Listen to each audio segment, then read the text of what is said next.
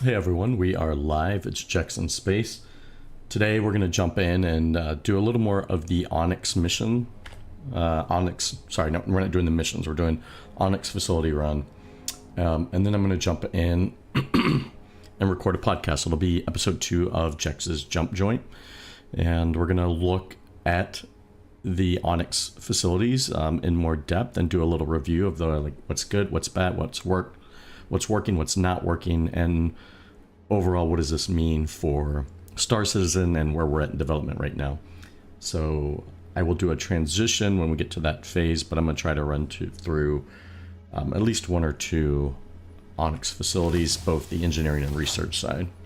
I'm still grinding for my last ASD piece, which is the helmet. I do not have the helmet yet, which oddly enough, that's the item with the most boxes. But no luck.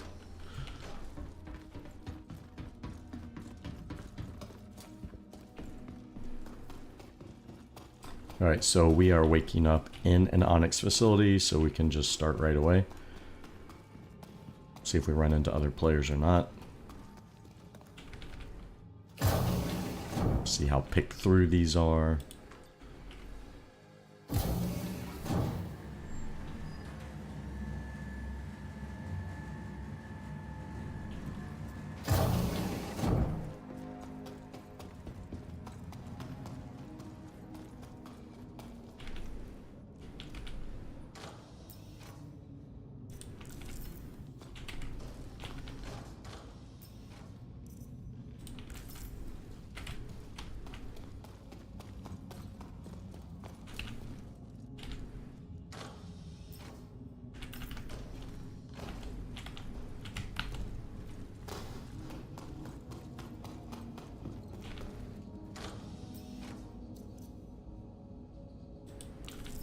Not even sure what that is. Advocacy badge.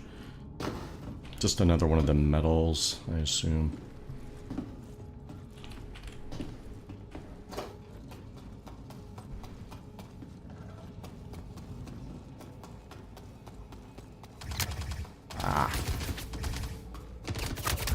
They're on to me.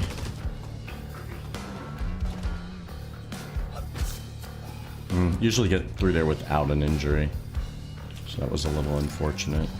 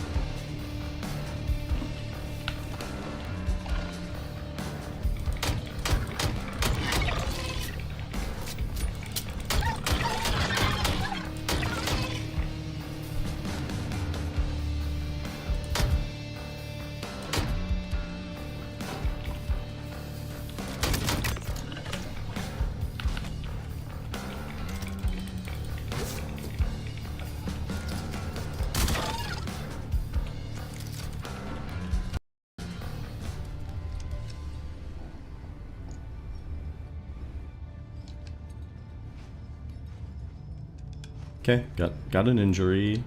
Actually got that upstairs, but I think it did get worse. Well, I think my top end health got a little worse on this. Not 100% sure.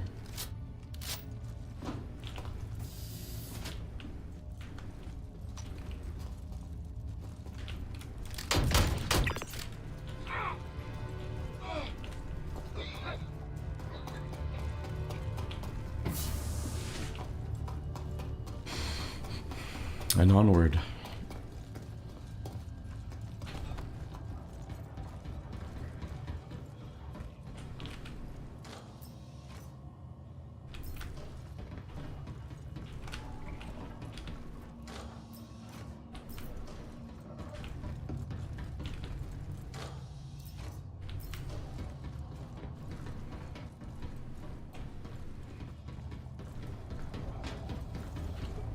No luck on the legs.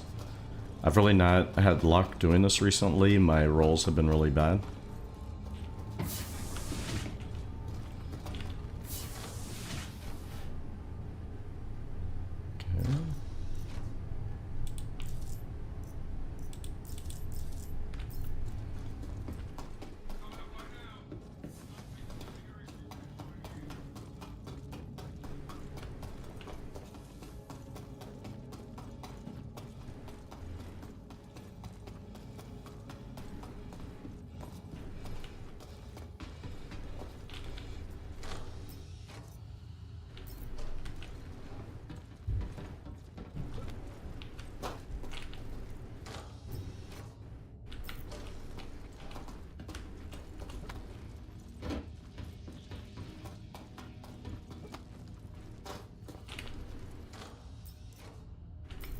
No luck on the arms. I mean, helmet is what I'm really after, so here's hoping.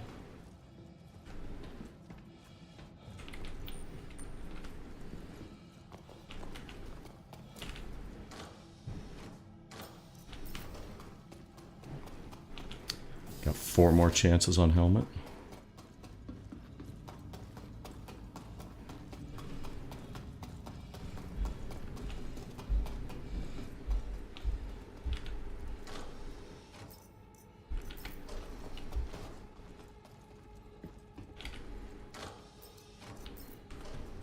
Three more chances on helmet.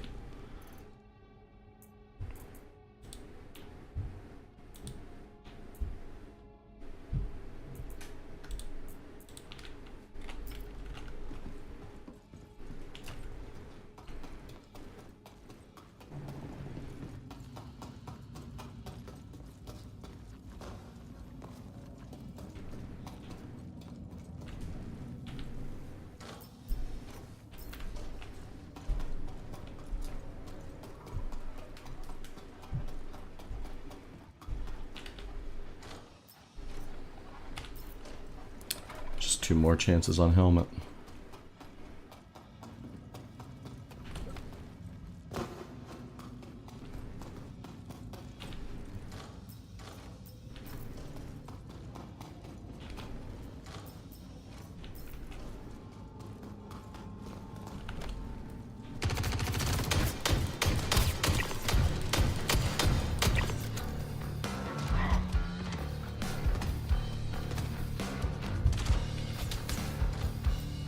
No helmet.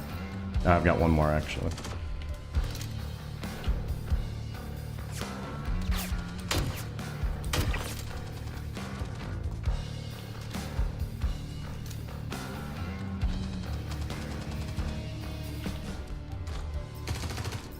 No luck.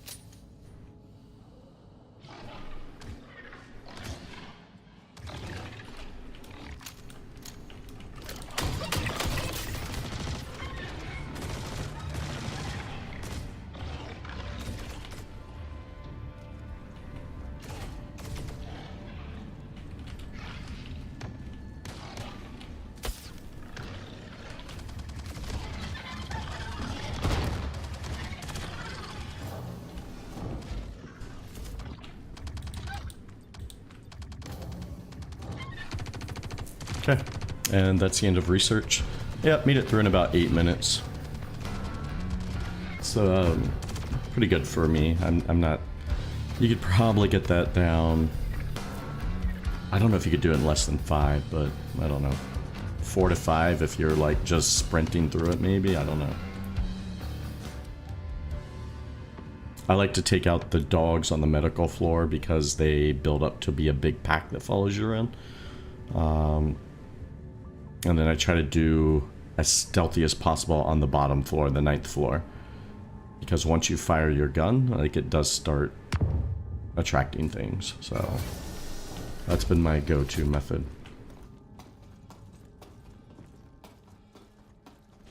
Alright, I will go to the lobby to heal my tier 3 before we proceed to engineering. If I didn't have an injury, I would just take this elevator straight to engineering.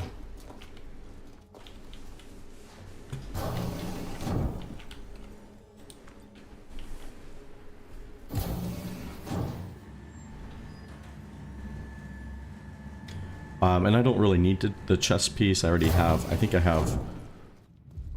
have one. I might have two. But I'm here, I might as well check because I could use it to trade for a helmet, or I can give it to an org mate.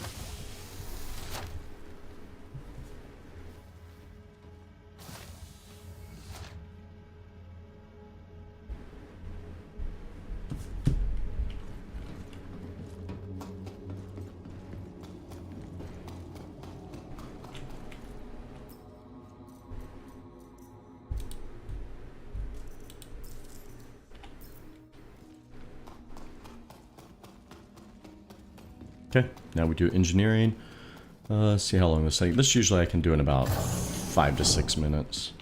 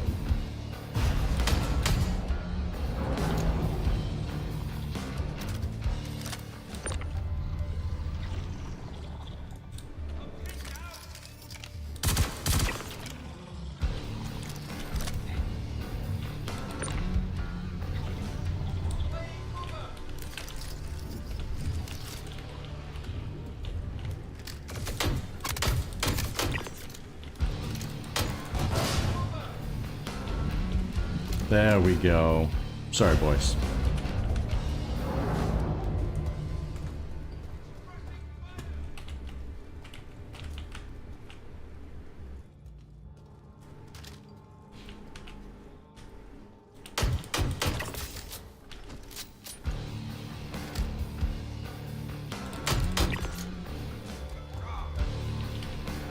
The music gets a bit silly at times.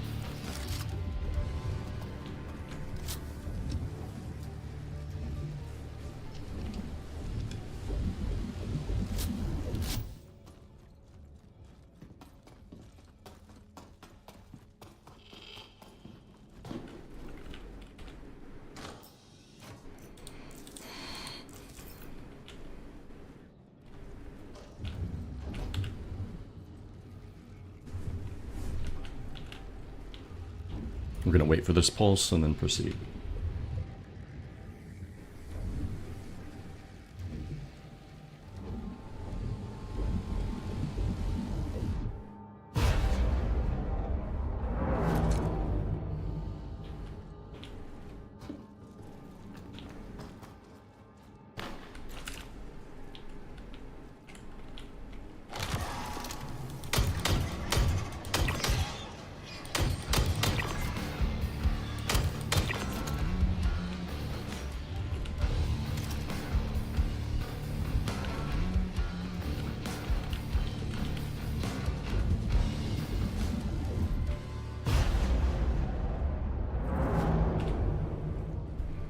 And I've been making a point to just grab the last worm's things there.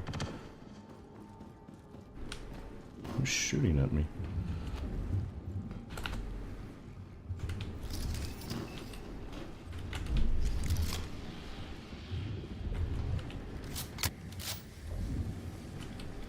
What the heck is shooting at me?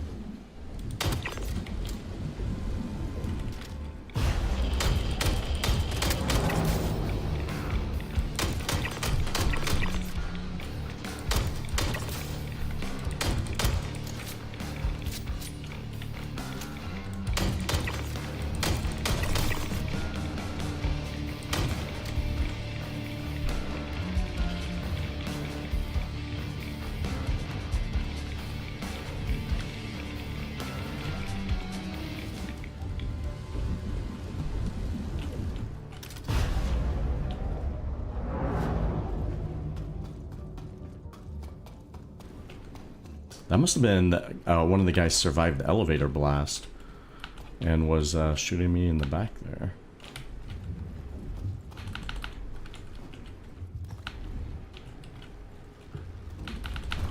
Oh gosh. It was acting like he was not going to jump there.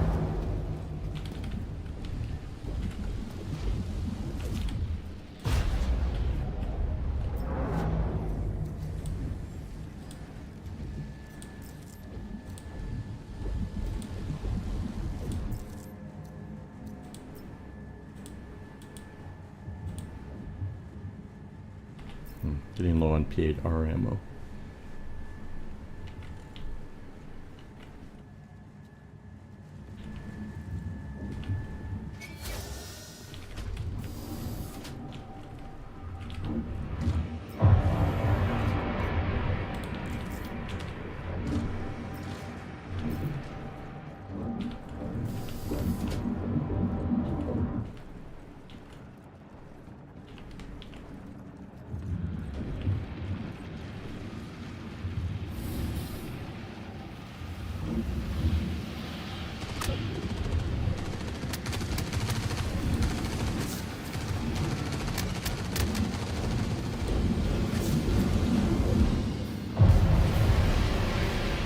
Oh, I didn't know you could clip through that part.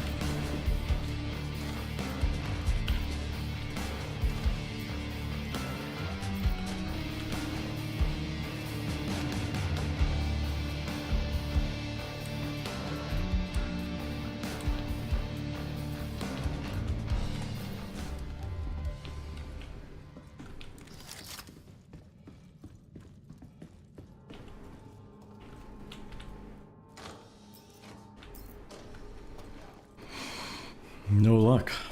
Either side, research or engineering, no ASD pieces. That's probably my third or fourth run without getting a piece. And again, all I'm looking for is a helmet.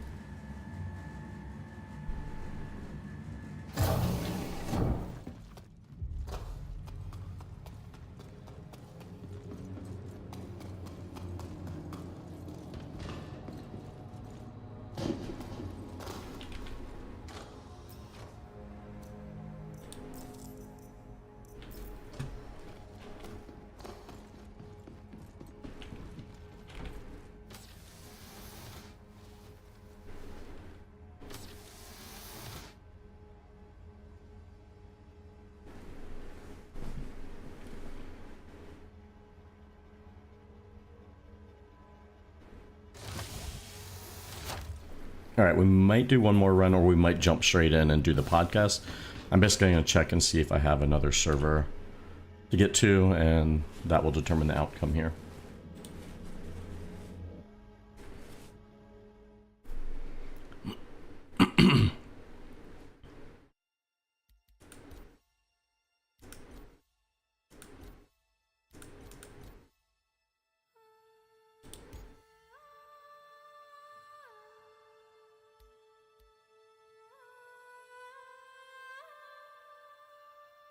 Tell you what, I think I'm going to go ahead and jump in and do this podcast.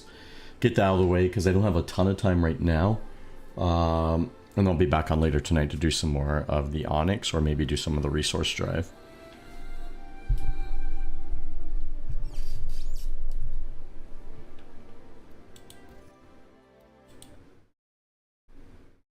Okay, so let me change my scene here.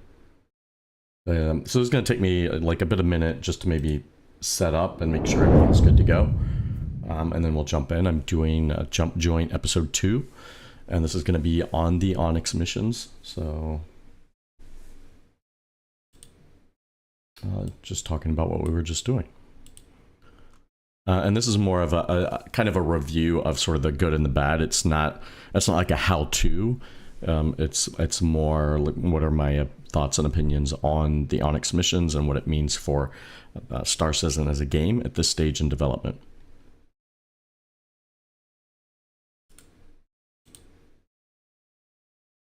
Okay, so first of all, let me make sure my background music is working.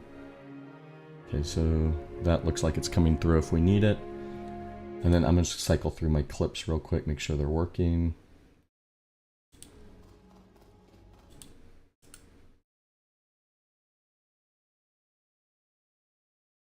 Okay, that is my main gameplay clip. Let me just reset the play marker on it. This one. Let's talk about the elevator in the room. Okay, that's Jared. Testing 1, 2. Let's compare my volume. I'm about a -10 to -5. Now at this point, I'm going to turn these clips down just a tiny bit. let's talk about the elevator in the room. Now at this point, I'm not really telling you anything that most active players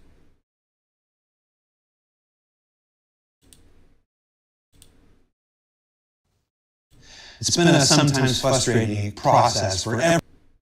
Okay, so those are the clips I'm going to refer to. Those all seem to be working. Anything else? Just to my title. Let me make sure my title is working. 5, 4, 3.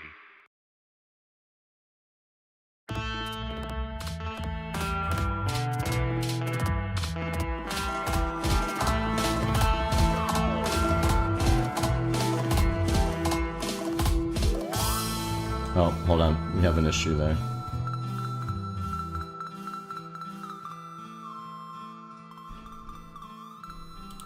Okay, let me see if I can fix that real quick. Bear with me. While I'm fixing this, I'm going to test out this background clip.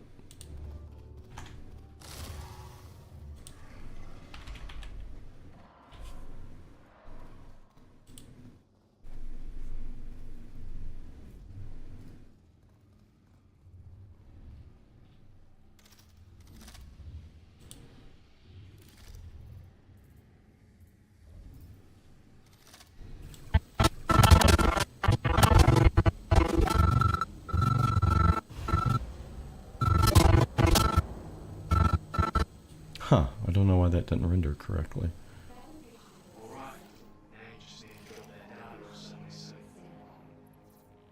5, 4, 3.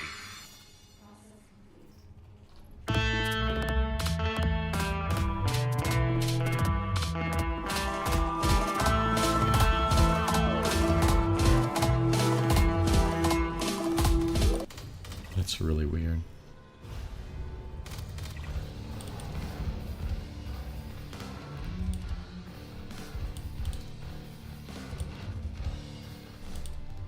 Okay, we're gonna try this one more time.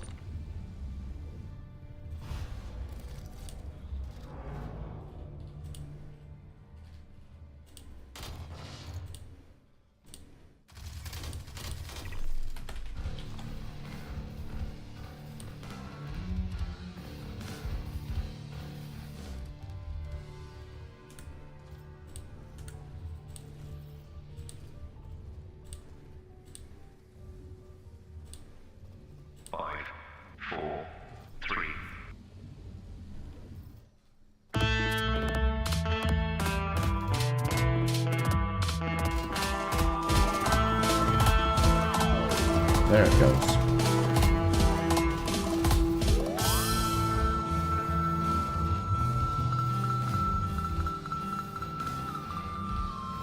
Okay, we're good to go now. Let me close out of this.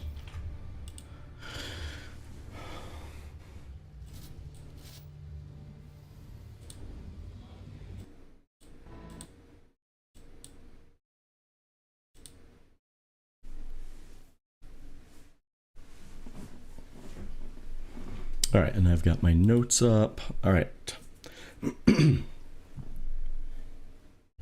Let's do it. Let's do it live.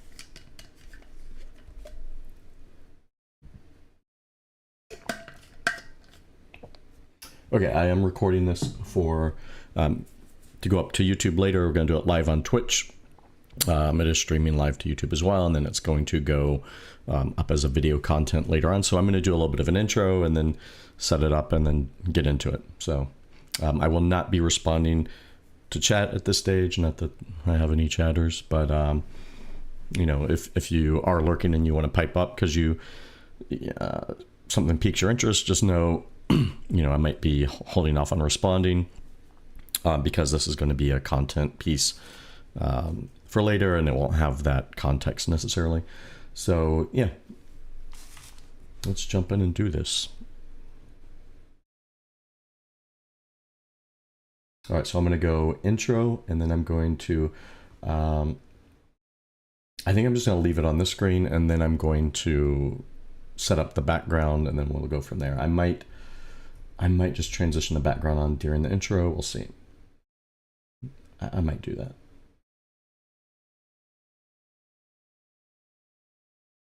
Five, four, three. Okay, just making sure last time. I'm going to record now, and here we go.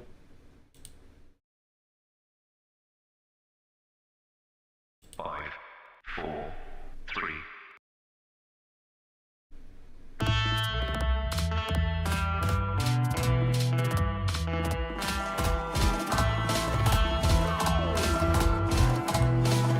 Welcome to Jex's Jump Joint number 2. This one is a breakdown of Star Citizen's new Onyx facilities. I'm going to be talking about the good, the bad, what's working, what's not working, and what I think this means for Star Citizen in the stage of its development.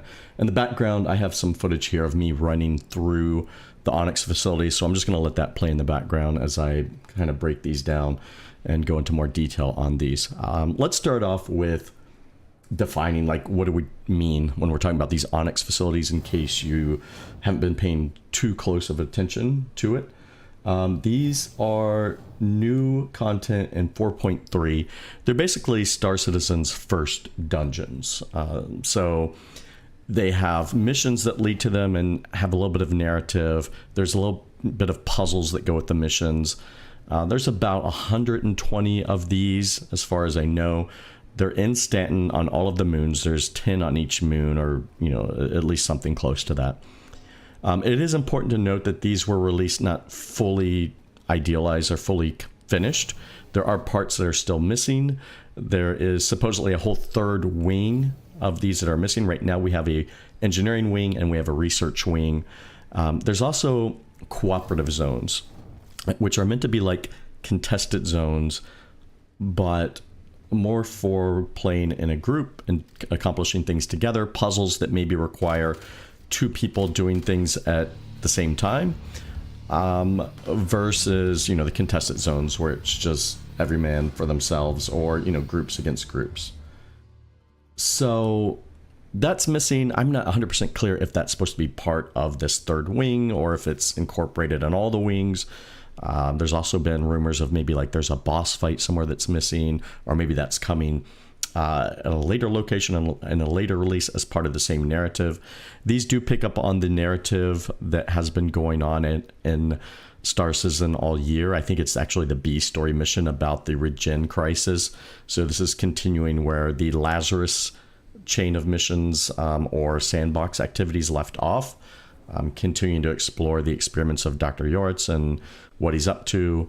And yeah, so if you're into the narrative and following the narrative, there's a lot there to, you know, further the narrative in these Onyx facilities. Now, I'm going to dive in this video and talk about the things I think are good, the things I think are not good, and then sort of like an overview of what this means for Star Citizen uniquely right now in its development cycle. These are, of course, just my opinions. You might have different opinions. You might have different experiences with the facilities. That's all fine. That's okay. We're allowed to have different opinions. Your mileage might vary. And, I think what's important is that we're able to listen to each other's opinions and that we don't, try to assign each other into polarized groups. I talk about this a lot. Just because I disagree with some things doesn't mean I'm not a fan or a supporter. It doesn't mean I think it's all a scam. And conversely, I realize if somebody, enjoys this, that doesn't mean, and I'm not saying I don't enjoy it, I do enjoy it, but if someone is a big champion of the facilities and don't have any complaints about it, that doesn't necessarily mean they're, in the white knight camp and just excuse anything and everything CIG related. Okay, so most of us probably occupy the middle ground, and there's room there for variance and discussion and debate and different opinions. So with that said, let's jump in and talk about what's good about the Onyx facilities in 4.3. As you're watching this, I think the thing that probably jumps out at you is just the atmosphere. And I would say the atmosphere, the design, the level design overall of these facilities is really good. Probably the best we've seen in Star Citizen so far.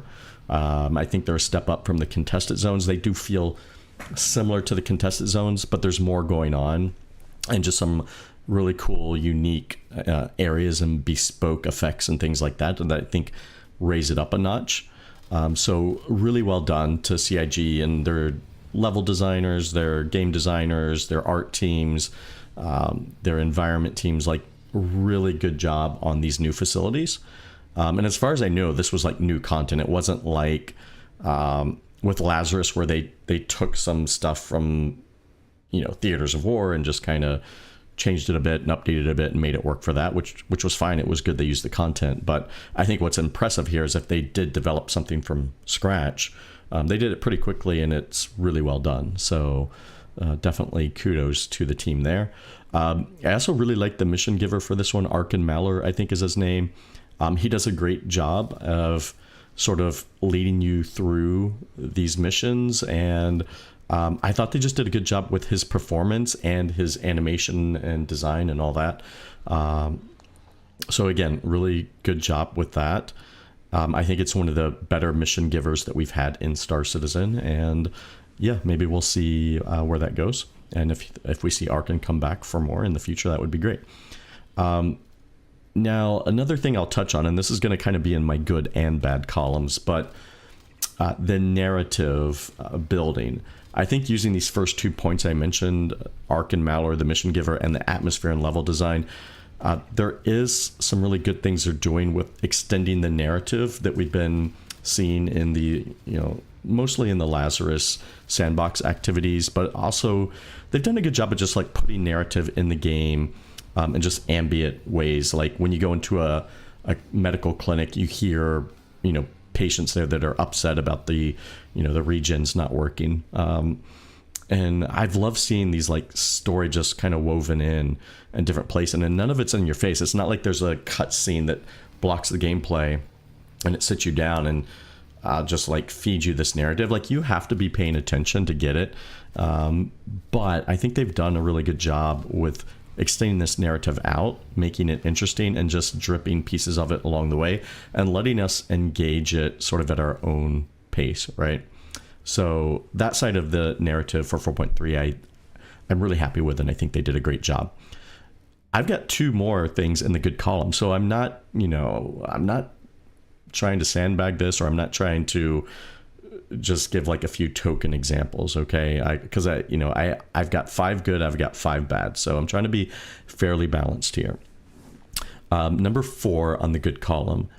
I like the rewards. I know they're not going to be for everyone, but I don't think every event should have rewards. They're just great for everybody and everybody wants them. I think the game, at its best will have different activities with different rewards, and players will sort of pick and choose what they want to do, what they like, and what they want to pursue, what they want to go after.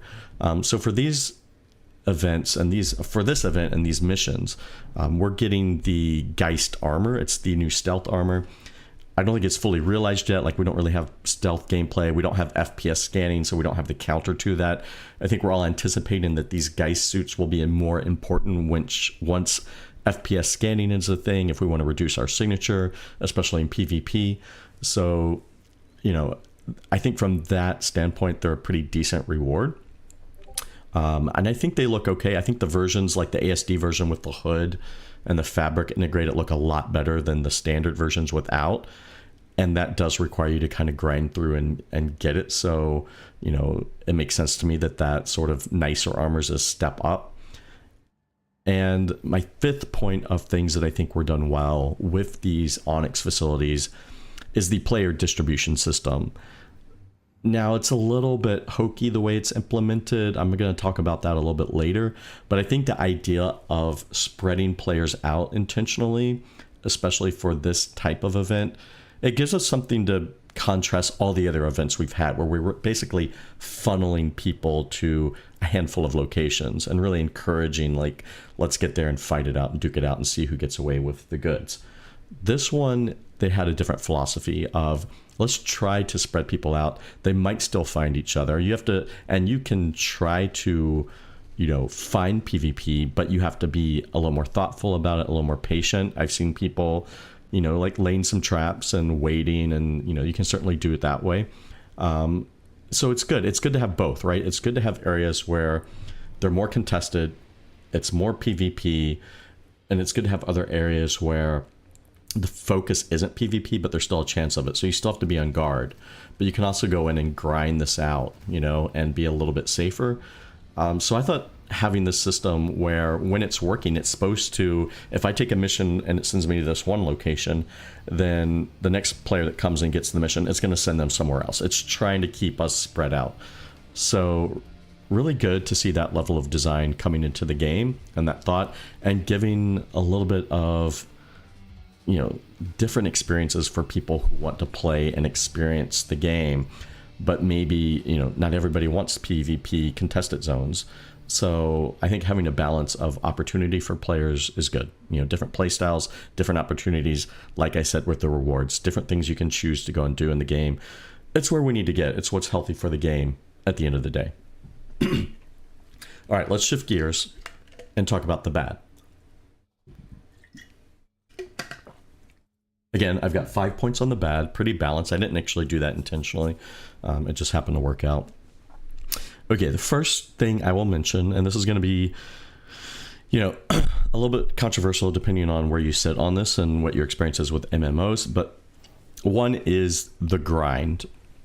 These facilities are very grindy if you want to grind for that rare ASD branded version of the Geist armor that I was talking about. Now, grinding is a part of MMOs, so like I said, maybe you're okay with that, maybe you're not. But a lot of MMOs, even if they have a grind, the problem with this is it's completely RNG. Every time you open one of these Geist armor boxes, there's a chance it will have the ASD branded, rare drop. The problem is there's no guaranteed drops anywhere. A lot of other MMOs, there's a factor of RNG, but maybe you fight a boss and there's a guaranteed, like, high quality drop, right? And we don't have that yet. So you're grinding and grinding and grinding, but there's no way to do anything that guarantees you're going to get some level of high reward in these missions. And that is maybe still okay if we had a player market. That's the other thing that's missing. It's kind of okay to have this RNG system, because if I go in and I get 10 ASD backpacks, but I don't get anything else, if I could easily go to the market and either do a trade, like, hey, I've got a backpack, I'll trade a backpack for a helmet, or I could just sell the backpack and then I could buy a helmet, that would make this make more sense. So my real problem here is not so much that there's a grind or that there's RNG, although we could debate those things and you can make an argument that, that's not the best way to do this. I think the real problem is that doing it when we don't have a market for players to easily exchange their loot items is the problem. And not having guaranteed drops is, you know, a part of that as well with not having the market. So maybe the issue here is not so much the grind, but just that they're implementing these kind of grind mechanics too early. And the question is, if we don't have those other things in the game right now, maybe they should change the RNG. Well, that would be my argument. Like, don't put the RNG fully in if you don't have the other systems fully in to support the RNG design. So my suggestion there would be, yeah, let's do something with the RNG. Either bump those numbers up, like do something to alleviate the issue. I've been through these dozens of times, and I don't have a helmet. I've got ASD, everything else. I've got some items duplicated. Helmets, there's 5 boxes. Everything else only has 3 boxes. You think statistically helmets would be one of the first thing I get, but that's how RNG works. So I've opened way more helmet boxes than anything else. I still don't have the ASD helmet. So, and that's fine. I'm going to keep grinding. But of course, the other problem with this is there's a good chance I'm going to lose this armor in the next update because it's not account bound, because there's still so many issues with the, you know, persistence of things that you find in game. I don't care about it too much because this is alpha. Everything's going to be wiped in the future anyway. But that's another problem with this RNG system right now. You know, we don't have the player market. We don't have guaranteed drops from a boss fight or something. And we might lose everything that we grind for. So those are 3 big negatives against the grind that we have right now. Again, not so much about the grind, but it's about all these other factors that complicate the grind. Let's move on. Issue number 2, freight elevator rewards.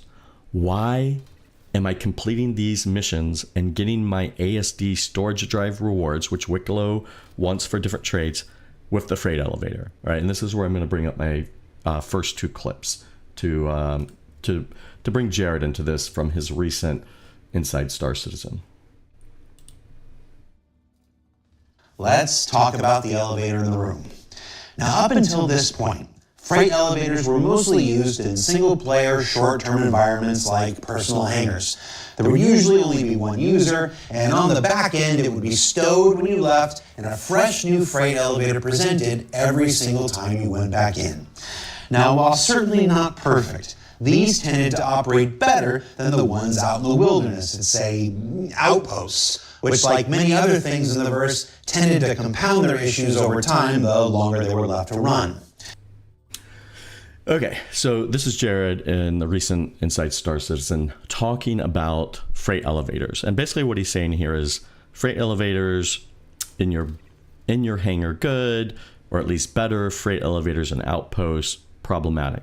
What's left out here, and that didn't really come up specifically in his freight elevator discussion, was freight elevators in other content this year, other events and other sandbox activities, right?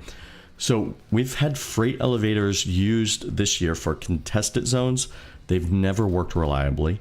We've had freight elevators used in the Hathor missions. So there's a lot of loot actually at the Hathor sites. I know people don't focus on it, but you can, in theory, throw it all into the freight elevators there and then come back and collect it all. I've never had the freight elevator at the Hathor site even work. I honestly don't know if it's intended to be functioning at those sites, but like, why is it there if not? Anytime I've sent anything down, it just comes right back up. That's a problem. Like, you have something in a game that works consistently, and then you see it in another place and it doesn't work. And is that a bug or is it intentional? We have no way of knowing as players. All right. They also used freight elevators, of course, in the Lazarus sites, and I've never personally had those work. I've never been able to get the big fangs off the giant Valacar and send them down the freight elevator and pull them up on the other side. I have once been able to get them down the freight elevator. I've never been able to pull them up on the other side. I've just had to lose the fangs that I put down. So I feel like he glossed over this idea that like there's a problem with freight elevators, but it's mostly the ones at Outposts. It's not the ones at Outposts. It's the ones that are tied to all of the events this year as well. Let me play the second clip and then I'll continue my thought. Now, at this point, I'm not really telling you anything that most active players don't already know. But it's important to note that these issues have been egregious enough that we'd already started a directed repair initiative months ago. It's just not completed yet. Okay. So again, he's saying that they have been working on these for months and it's not complete yet. And my point here is, if you really have known freight elevators are not working, and not just at outposts, but like I said, what was not acknowledged here was all the broken freight elevators we've had in contested zones, Hathor, Lazarus, etc. Why would you use them in the Onyx facilities when we don't need to? Like, I still don't understand, why do I complete my mission and then for the first time ever, a box comes up and says, do you want to retrieve your award now? And you say, yes, retrieve. And automatically, without you doing anything, your freight elevator in your hangar comes up. And there's these tiny little drives just laying on the floor. Why doesn't it just work the way script rewards do? Like when you complete, one of Gilly's contracts or whatever, and you get script, it just goes to your home location. And now we're inventing a new way to get rewards in a new event. The concern here is that we're 13 years into development and CIG has no idea, like, how do we reward items for events and missions in game? Like, we can't have it be that every time we have a new event come in, we have some different way that we get our reward. And I totally understand that there's, the game has been focused on some of these bigger technical issues like server meshing and things like that. But nobody's done like some basic game design over the past 13 years to be like, this is how players will get rewards. And I only bring this up because I've lost 11 ASD drives so far in 4.3 because of either bugs with the group system with missions and due to freight elevator issues. So let me close this so we go back to our B-roll, and I'll give some more details on that. Okay, the first problem I had with the Onyx missions was when I was in a group. There was 3 of us. Okay, my org mate, his name's Ubi. He had accepted the last mission. Like, he picked up the mission. It was the last mission in the investigation mission chain. He shared it with 2 of us that were in the group. We went, we completed it. We flew to Bygenius where we happened to be turning it in. And I had the drive that needed to be turned in. So what happened was I turned the drive in and the mission completed. Everything's good. Ubi gets the pop-up saying, hey, your reward is here. The reward for this completing the suite of missions the first time through, like once you complete all of them, I think there's 6 or 7, you get 10 ASD drives. He clicked the button. Nothing really happened. We didn't hear the elevator come up or anything. We were about to leave because we didn't know. This was our first time doing it.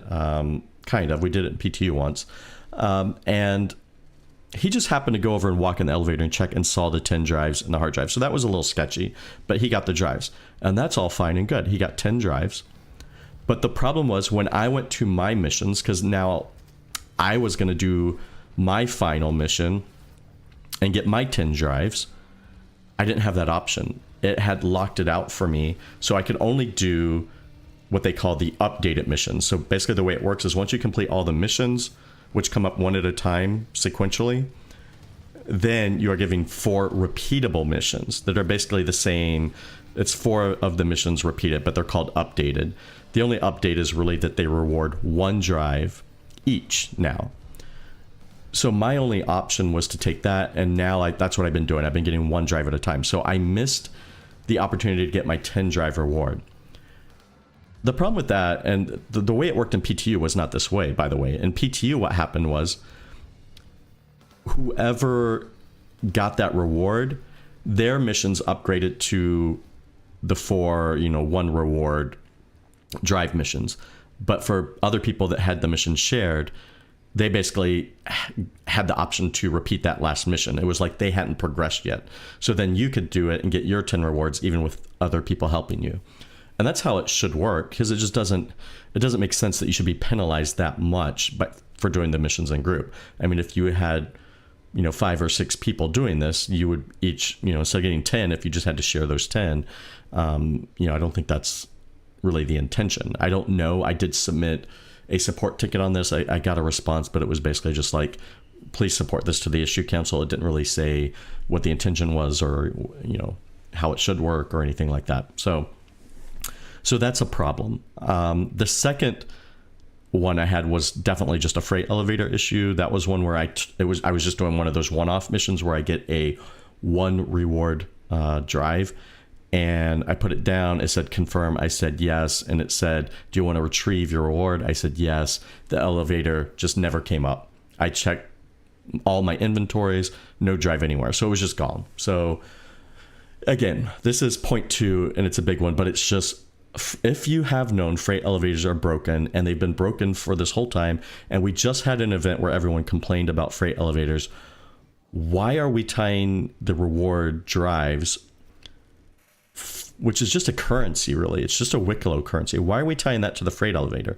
It feels very stupid to get a tiny drive, put it in this giant freight elevator, and send it down. Or what's even more stupid, which is what I usually do because I don't trust that, I take it to the kiosk, the item kiosk.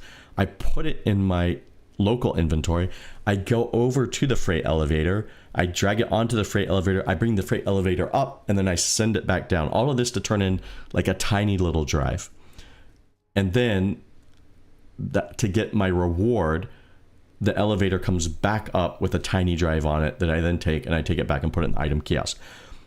Why doesn't it just work the way script does? Just put it in my home location, or just put it in the local location of where I'm at when I turn the mission in. But 13 years in, and we're just spitballing ideas for how do you get rewards when you complete a mission. It's a little bit frustrating, and that's why this goes in my bad column. Okay, let's move on, though. I don't want to stay on that. I could talk about freight elevators forever, but let's not do that. Let's move on to number 3. So this is the unfinished puzzles, or things that are missing in these missions that make it feel broken or incomplete. And again, a lot of this is maybe because the contested zone, the cooperative zone content isn't in yet. But as you're doing these missions, you come across things that aren't really explained. Maybe there's markers missing. Like there's one mission where it doesn't, like when I do it, I don't even get an objective that tells me repair pipes. But there's one mission where you're trying to get something from a terminal, and if you just look at the terminal, there's some small type there that says repairs required. It doesn't say what needs to be repaired. It doesn't mention pipes. You just kind of happen to notice there's some broken pipes nearby, and you repair them, and then the screen just happens to update and says copy data, but you really have to be paying attention. So that feels a little incomplete. And there's other things like that that you'll see in these facilities where you're like, this must have some purpose. And it's really confusing, honestly, your first time in, because you're not necessarily sure what to do, and you just kind of like just messing with everything. It's not necessarily bad, but it's just very confusing for your first time through. And so this one is, it's on my list of bad things. It's not actually as bad as some of the others, but just something that stands out against all the really otherwise good design we do see in these facilities. Okay, and then moving on, the next item, and this goes back to the narrative that I discussed, and I'm actually going to leave it here. I did have a fifth item, but I kind of covered it. It had to do with the group gameplay and the bugged rewards, so I'm not going to go back to that one. It's sort of tied into the freight elevator, but I don't know if it was really the freight elevator or if it was just a group. So that was sort of a double one there. So really my fifth and final is the broken narrative. And this might be related to cooperative zones not coming in. I'm not sure. There's a lot of rumors out there that these were meant to be instanced and they weren't. So then they did this multi-location workaround. I don't really know. They haven't told us directly that that's the case. At least I haven't heard that. But suffice it to say, the narrative feels really weird on these, because basically you go in, you do mission 1, and it's like you go a little bit into the engineering side, you hit a button, and then you go to the research side, you go a little bit into it, you hit a button. And then he's like, okay, I need you to leave now. So you leave the site, and Arkin comes on, and he's like, okay, we're tracking him down. It looks like he went maybe a little bit further into the engineering side. I need you to go back and go further into the engineering side. So then he's sending you back to like investigate that site a little bit further, but he sends you to a totally different location. And that's the whole chain of investigation missions. And it just feels so weird because you're going in and then coming out and then going back in, but you're going to a different spot. And it feels like what was meant to happen is that you are just supposed to be staying in these facilities and doing these missions one after another. And hopefully like the intention was you're not supposed to leave, because it just feels just very janky. And, you know, I don't know if it's because they wanted to spread things out or, you know, allow you to chop the experience up over multiple play sessions. I'm sure there's good reasons why they did this, but it does make the narrative feel strange and broken, and maybe like it almost feels like they had the narrative down and then they had to change some things about how they were actually implementing the gameplay mechanics, and they didn't have time to go back and change the narrative. Like, to me, it would make even just a few voiceover changes would make a lot more sense if he was like, because the narrative is basically treated as if there's one location, but there's 120.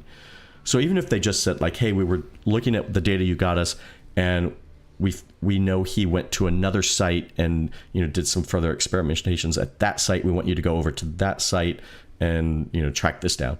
Like some very minor changes like that would just make the narrative feel better, but that doesn't exist. So we're left with this very like just chopped up narrative that seems like they had a narrative, they chopped it up and then just put it back together, and the pieces don't really connect to each other. Overall, it's not a huge thing because it is just a narrative, but it's something that stands out as you're playing and completing these missions if you are listening and paying attention to the narrative, which I suggest you do, because the narrative is, you know, otherwise really well done, but that does stand out. So those are my, you know, my critiques of these facilities in this update. You know, I would say of those, you know, there's some minor ones. Probably the big things to me is the first two, you know, just the grind before we're really ready for a grind with other mechanics, and the reliance on, once again, freight elevators. Just like, why? We got to get them fixed, or we got to stop using them up for everything. So let me take a step back now and just talk about overall what I feel like this means and where I land on these facilities in terms of, you know, Star Citizen. It's 13 years in development. What should our expectations be? How do we feel about this? Is it a step forward? Is it a step back? And what does that mean for the future? So my feeling on these facility sites and the missions to them overall is this. If these came into any other game that you play as they are now, any other finished game that you're playing, they would be pretty bad, right? If you were playing some other game and you jumped into it and the narrative like it was like all choppy, like, why am I doing this? Why am I doing that? Why are these things in the game that don't seem to do anything? It would be bad, okay? But the thing is, of course, like, Star Citizen is not a finished and completed game. It's an alpha, and, you know, it's very unpolished.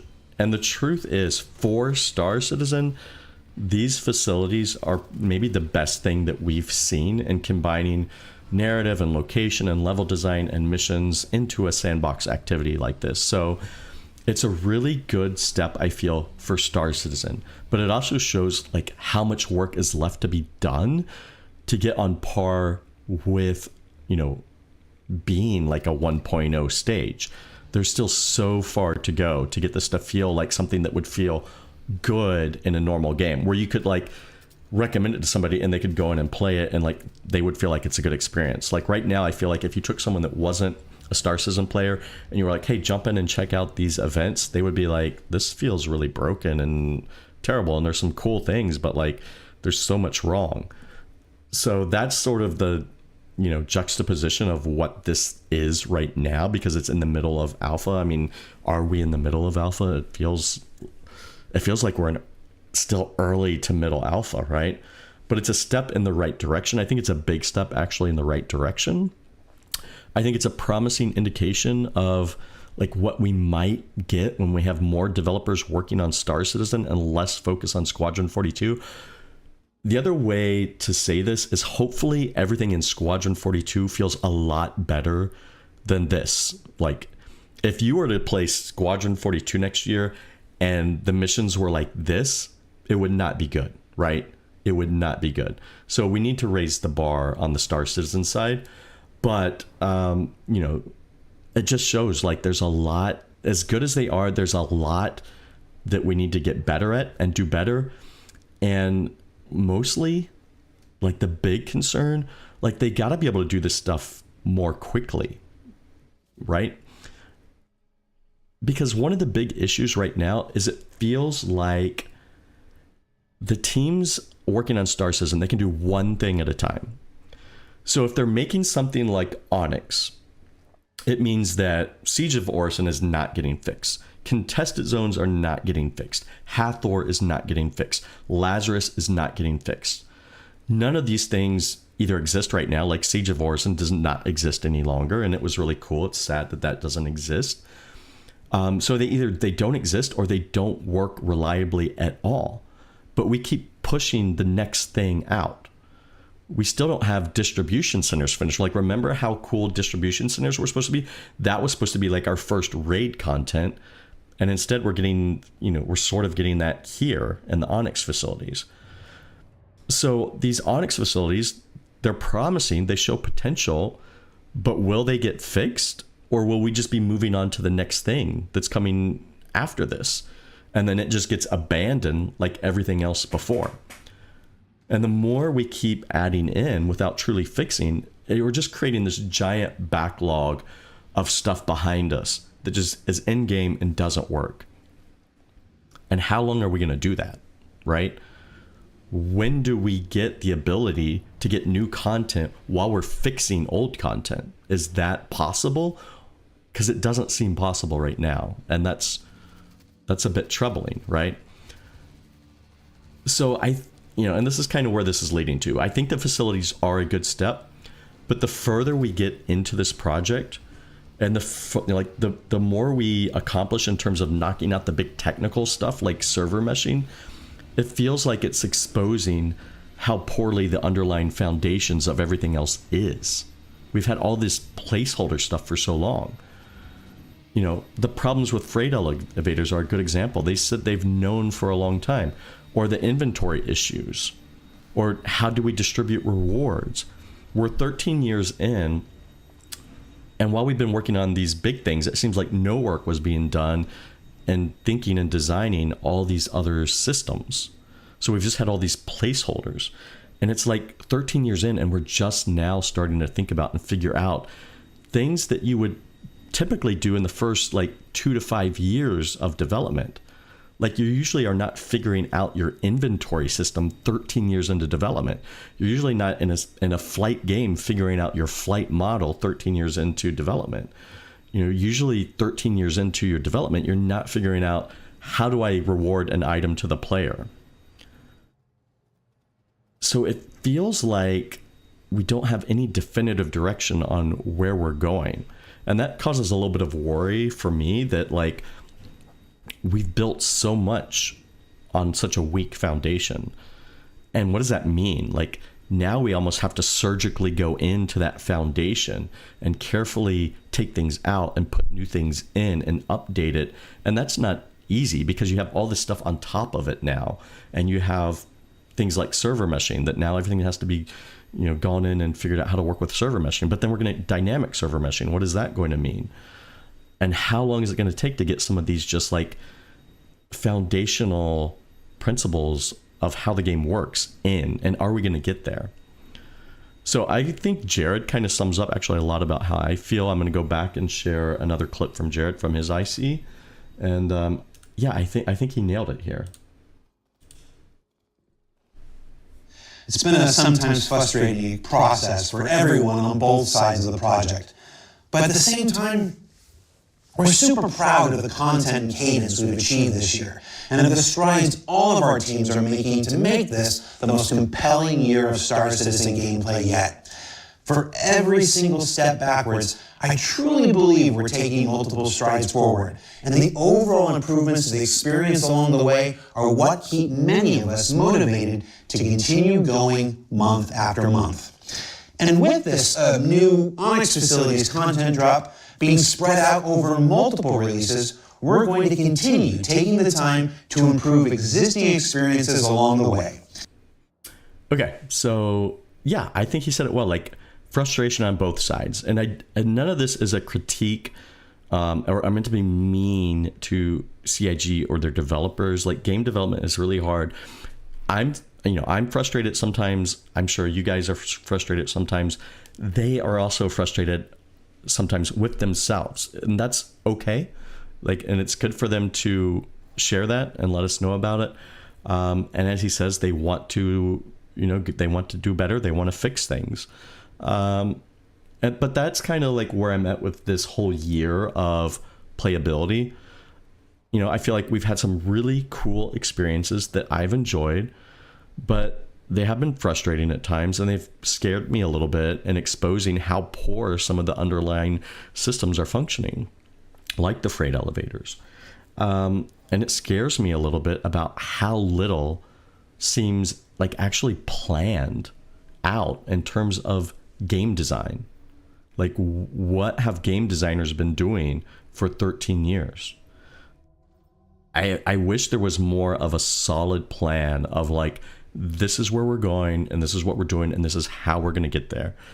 And this is episode 2 of this podcast. Episode 1, I talked about the inventory system and the update they gave of like, here's our ideals for a new inventory system. And what I raised there was like, they're just spitballing. They're just saying like, this is just a concept, and it might be 2 years before we get it. And that's kind of similar to where I'm at with, these facilities and what it means. It's just like, when you hear this, you're like, if you were not paying attention to Star Citizen and you heard that, you'd be like, oh, this project must be like in its first year or two of development. But we're 13 years in, and like, oh my gosh, we're just starting to think about ideas and concepts for inventory. We're just starting to think about how do we give players rewards for completing events and missions. So yeah, like Jared's right. It's frustration. It's like a combination of, hey, this is really cool, but oh my gosh, there's so far to go. Why is there so far to go? What have we been doing with our time? Yeah, and so the only thing we can do is just, continue to follow and kind of push them to get better at doing, the things that they're working on, but more importantly, get better at communicating to us, what's going on. And that's, I guess if I had a fifth critique, it wouldn't really be on the Onyx, or, fifth or sixth, however you want to number it, on the Onyx. But in this year of playability, in this year where Jared is doing less ISCs and less Star Citizens Live, with the excuse that, because there's less features out there, why aren't we doing more ISCs or SCLs on the development side and just being like, hey, here's what's going on, here's our plans, here's where we're at, this is how we're going to fix it? Because this like last ISC that Jared gave, like, I really enjoyed his frank talk on the freight elevators, even though I think he glossed over, like I said, the problems with freight elevators in events and sandbox activities this year.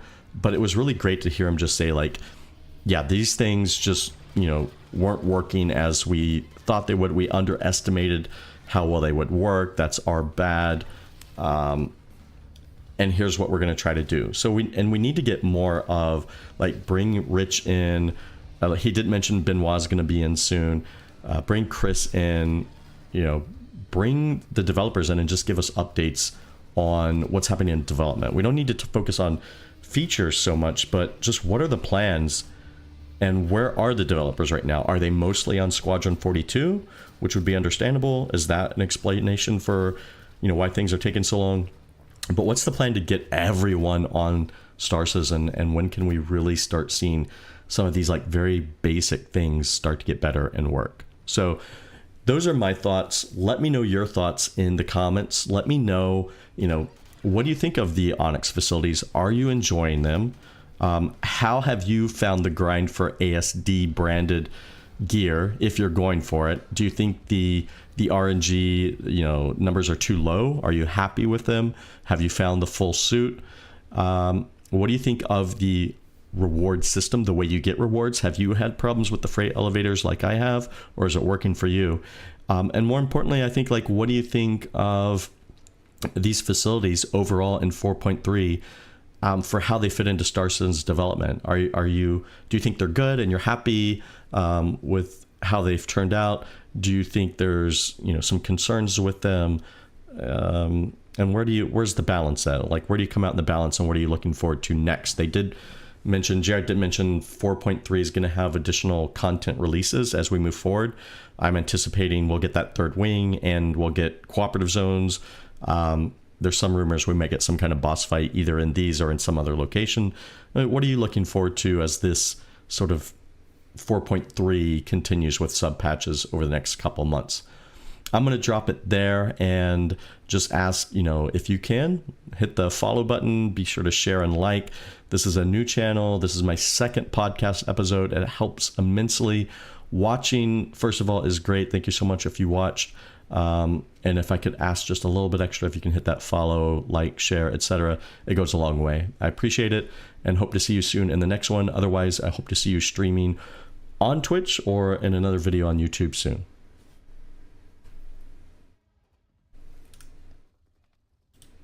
What's up, Worm? I wasn't ignoring you. Just when I'm doing the podcast recording, I'm trying to not interact too much with chat because I don't have chat on the screen in the recording, and it's, I don't want it to be out of context. So maybe I need to find a way to have something that I don't want something on the screen is the problem, because then that will be there for the video. But yeah, maybe there's a way I can have something that indicates like, hey, I'm not ignoring chat.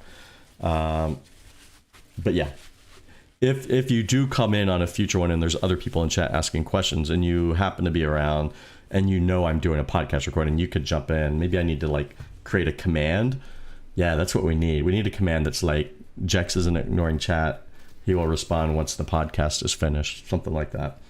But that was episode 2 of my Jump Joint podcast. So that's going to be up on YouTube later. So that's what I was doing. Sorry if I missed you.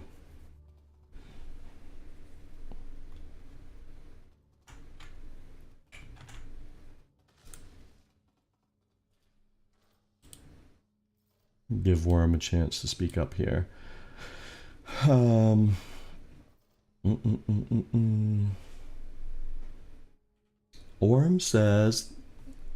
thinks the development is mid-alpha, closer to beta, so it's possible. I mean, they are talking about 1.0. I've seen the Squadron 42 gameplay, and it seems better stuff than this.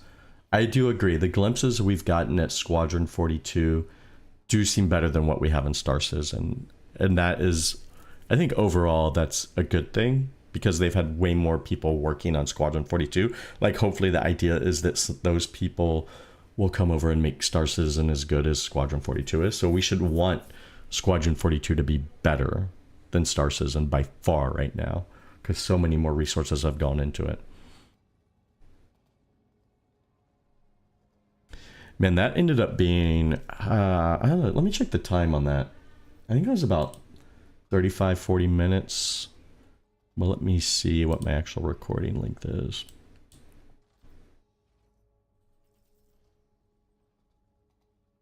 Oh, 44 minutes. Longer than I expected. I might trim that down a bit.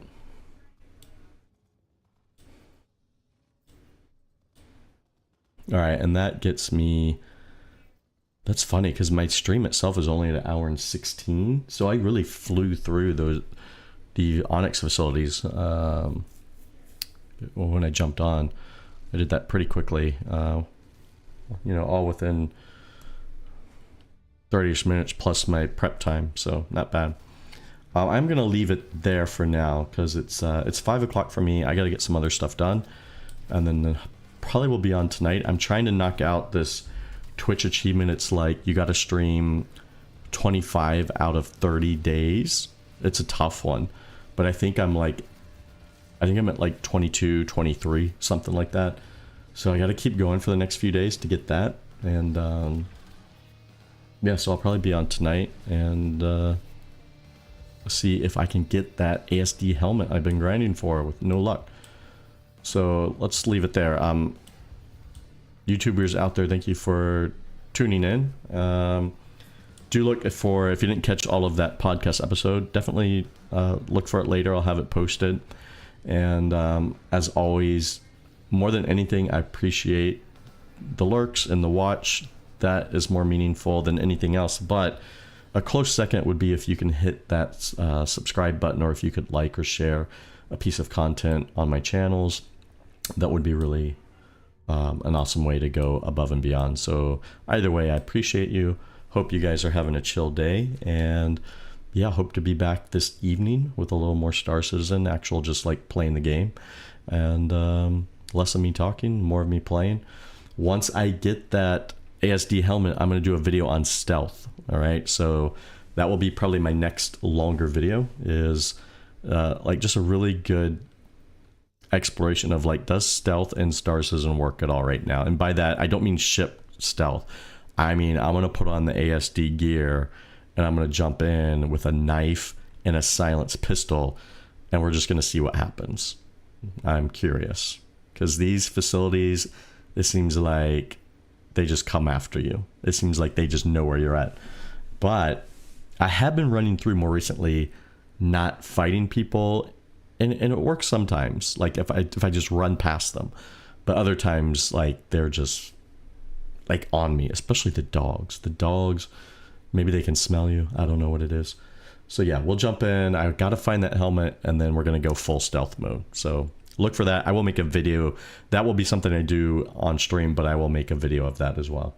All right, so take care, everyone. See you in the next stream, or see you in the next video. Thanks again.